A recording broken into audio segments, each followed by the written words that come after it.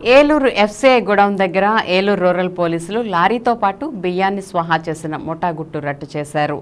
Rice miller lorry owner ఫిర్యాదుపై case నమోదు చేసి దర్యాప్తు చేసిన ఏలూరు రూరల్ పోలీసులు కొత్తూరుకు చెందిన బియ్యం వ్యాపారి జన్యావుల సుధాకర్తో పాటు మరో ఇద్దరిని అరెస్ట్ చేశారు.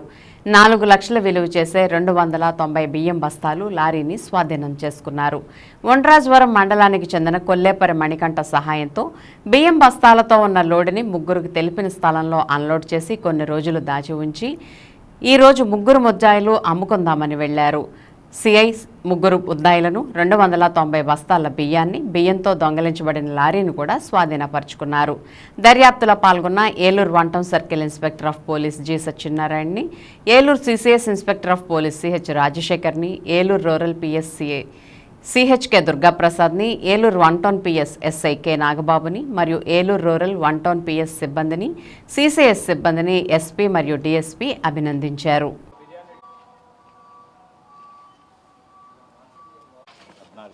14 కేసులు ఉన్నాయి. నమస్కారం విలేకరు మిత్రులందరికీ కూడా నా నమస్కారాలు.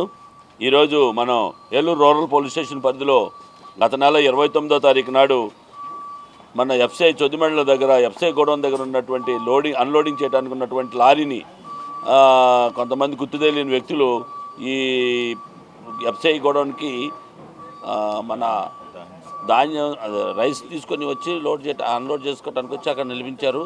సరే టైం ఉంది కదా అని చెప్పేసి వాళ్ళు అక్కడ పెట్టి వెళ్ళిపోవడంతో ఇదే అదునుగా భావించి విషయాలు తెలుసుకున్న దొంగలు దీన్ని లారీని దొంగిలించడం జరిగింది.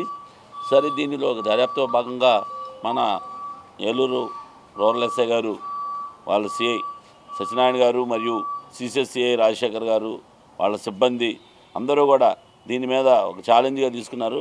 ముఖ్యంగా ఈ అన్నీ కూడా టెక్నికల్గా ఎవిడెన్స్ చేయడంలో కానీ, తర్వాత ఫిజికల్గా కూడా కానీ, అదేవిధంగా కంప్లైంట్స్ కూడా ఎవరైతే ఈ పోగొట్టుకున్నారో ఆ ఫిర్యాదులు కూడా చాలా ఇంట్రెస్ట్గా వాళ్ళు కూడా సహకరించి మొత్తం అంతా కూడా ట్రై చేస్తే దీనిలో మనం చూస్తే గతంలో మేము ఏదైతే ఇదివరకు పీడిఎస్ రైస్ స్మగ్లింగ్ చేస్తున్నటువంటి ఒక వ్యక్తి ఉన్నాడు.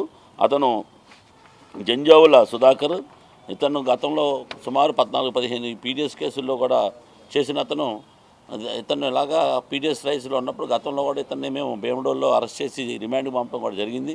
తర్వాత ఇతను బయటకు వచ్చి కొన్ని రోజులు ఆగిన తర్వాత ఈ రైసు లోడ్ రావటం లేదు అనే ఒక ఉద్దేశంతో ఈ ఎఫ్సీఐ గోడౌన్ ముందు ఇతను ఈ లారీ ఆపుంచుతారు ఇవన్నీ తెలిసి ఇతను గత అనుభవం ఉండటంతో ఈ లారీ దగ్గరికి వెళ్ళి దానికి ఉన్న జీపీఎస్ కట్ చేసేసి ఈ లారీని తీసుకొని పారిపోయాడు.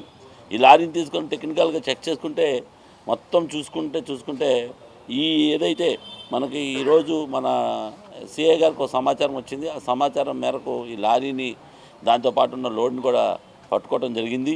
దీనిలో ముఖ్యంగా ఈ లారీలో గతంలో ఇతను స్నేహితులైనటువంటి ఈ తాడేపల్లిగూడానికి చెందినటువంటి ధనరాజు, అదేవిధంగా అతనికి సహకరించినటువంటి కొల్లిపర మల్లికంఠ, వీళ్ళు ముగ్గురు కూడా ఒక పథకం ప్రకారం ఇదంతా కూడా దాన్ని లారీని ఎత్తుకుపోయి ఇదివరకు ఏంటంటే ఈ మామూలుగా పబ్లిక్ దగ్గర కొని అమ్మటం కన్నా ముందే ఈ ఎఫ్సీఐ గోడౌన్ దగ్గర కనుక ఈ లోడుని ఎత్తేస్తే ఇంకా హాయి అని చెప్పేసి వీళ్ళు ఎత్తుకొని దొంగతనం చేశారు.